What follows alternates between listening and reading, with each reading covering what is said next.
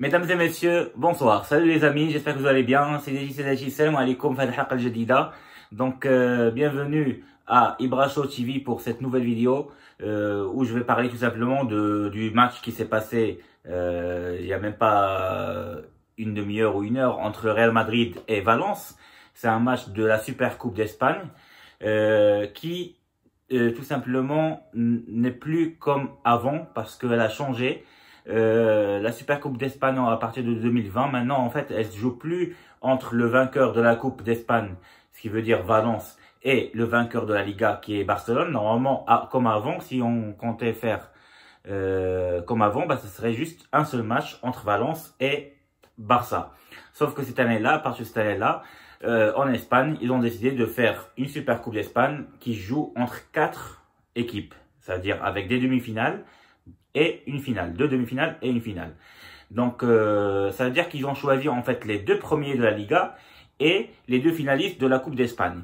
En fait, les 2 finalistes de la Coupe d'Espagne, c'était Valence et Barça. Mais les 2 premiers de la Liga, c'était aussi Barça avec Atlético Madrid. Donc, Real Madrid n'était pas parmi les 2 premiers de la Liga. Sauf que le Barça, elle est dans les 2. Du coup, ils ont choisi en fait Madrid parce qu'elle était 3e de la Liga. Ce qui fait qu'il y a eu Madrid, Valence après le tirage au sort et Barça, Atlético. Et c'est comme ça qu'on a eu cette Super Coupe d'Espagne avec cette nouvelle manière de faire, on va dire, parce que là c'est maintenant pratiquement 3 matchs qui se jouent, c'est 2 demi-finales plus une finale et c'est pas juste une seule finale. Et du coup donc voilà, donc c'est comme ça que ça se passe maintenant.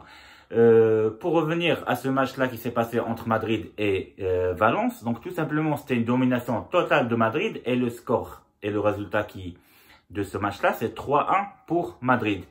Donc tout simplement Madrid a été très forte, elle a vraiment frappé très forte Valence, on va dire elle a écrasé tout simplement Valence parce que elle menait au score 3-0 jusqu'à la dernière seconde du match pratiquement.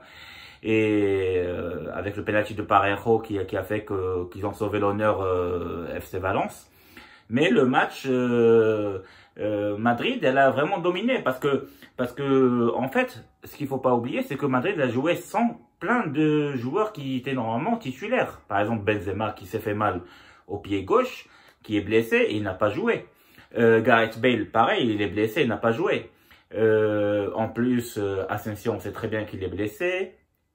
Eden Hazard, on sait très bien aussi qu'il est blessé. Donc Madrid, elle a pratiquement joué sans ses vrais titulaires. C'est-à-dire les meilleurs joueurs qu'elle a, ils n'ont pas joué. Que ce soit Gareth Bale, Eden Hazard et Benzema. Et surtout Benzema, parce que Benzema, depuis le début de la saison, il cartonne. Il a marqué pratiquement 15 buts. Voilà, sur même pas 21 matchs, etc. C'est-à-dire que c'est le meilleur buteur de Real Madrid. Et il est pratiquement décisif sur 50% des buts de Real Madrid. Donc Benzema qui s'est fait mal à la dernière minute, c'était vraiment l'absence qui normalement faisait mal à Madrid. Et du coup Madrid a commencé le match avec l'équipe suivante. En gardien de but, c'est Courtois qui a joué. En défense, c'était Ramos et Varane en défense centrale. En arrière droit, c'est toujours Carvajal qui a pris ce poste-là. Et en arrière gauche, c'était Mendy. Au milieu de terrain, c'était Valverde avec Kroos et Casemiro. Et en attaque, on a joué avec Modric, Isco et Jovic. Donc Jovic, on sait très bien que c'était pas un titulaire, c'était un remplaçant de Benzema tout simplement.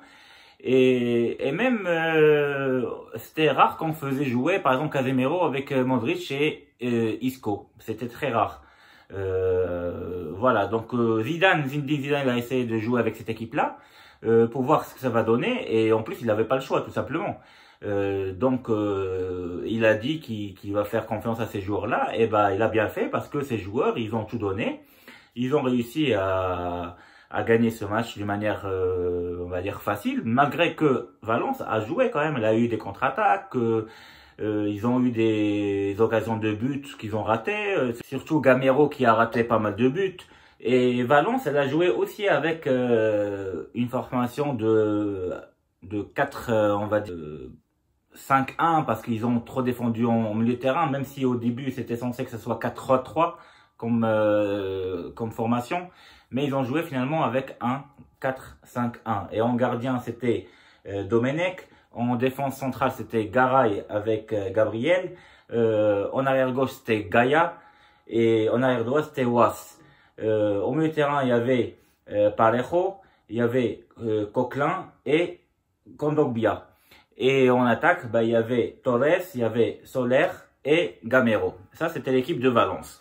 Donc, Real Madrid, comme je vous ai dit, elle a dominé le match. De temps en temps, c'était un peu équilibré, mais ce qui sort, c'est vraiment le jeu rapide de Madrid avec ses possessions de balles et avec le fait qu'elle avait un joueur qui a hyper bien joué aujourd'hui, c'est Isco. Monsieur Isco, il a sorti un grand match. Il a très très bien joué. Et d'ailleurs, c'est lui qui marque le deuxième but. Sachant que le premier but, c'était Kroos qui l'a marqué du corner. Est-ce que c'était un coup de chance ou voulu? Moi, je dirais plutôt, c'est plus une erreur de gardien Domenech qui a fait que, parce qu'il est sorti et après, il n'a pas réussi à faire sortir la balle. Il tape dans la balle, il l'a fait rentrer, on va dire. Mais elle rentrait, la balle, elle rentrait. C'est vrai, le corner, il était très très bien tiré par Kroos. Mais moi, je dirais quand même que c'est une erreur de gardien de but de FC Valence. Bah, ce corner qui était joué à la 15e minute par Real Madrid, il a tout simplement facilité la tâche à Real Madrid. Au Real Madrid, qui a fait que tout simplement ils ont géré le match et que Isco juste après, bah, il marque le deuxième but qui fait un peu mal. Donc Isco, il marque un but à pratiquement la 40e minute et dès le début on va dire de la deuxième période, à la 65e minute, c'est Modric qui marque un joli but. Voilà, avec l'extérieur du pied droit et qui fait que Madrid menait au score 3-0. Donc tout simplement, ils étaient largement devant et ils ont géré le match comme ils ont voulu. Et voilà, FC Valence n'a pu rien faire, quelques contre-attaques qui servaient à rien pratiquement. Et à la dernière seconde, bon, ils ont marqué ce but en penalty, voilà, pour Parejo, mais voilà, donc ils changeaient à rien du tout. Et donc Madrid a réussi à gagner quand même 3-1. Elle a réussi à se qualifier en finale de la Super Coupe d'Espagne et qui va jouer sûrement contre FC Barcelone si Barça bat l'Atlético Madrid demain. Mais bon, quand je dis sûrement, c'est pas sûr en tout cas parce que on veut pas savoir. Demain, il y aura un match entre Barça et l'Atlético. C'est vrai que Barça, normalement, sur le papier, elle est plus forte que l'Atlético Madrid.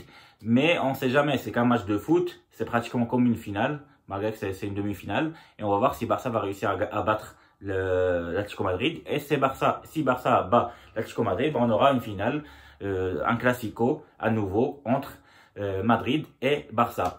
Ce qu'il faut savoir, c'est que ces matchs-là de la Super Coupe d'Espagne se jouent pas en Espagne, mais plutôt en Arabie Saoudite, à Jeddah. Donc à Jeddah, voilà, donc c'est nouveau, c'est la première fois qu'on voit un nouveau format de la Super Coupe d'Espagne de cette manière-là, avec 4 équipes plutôt que juste 2 équipes.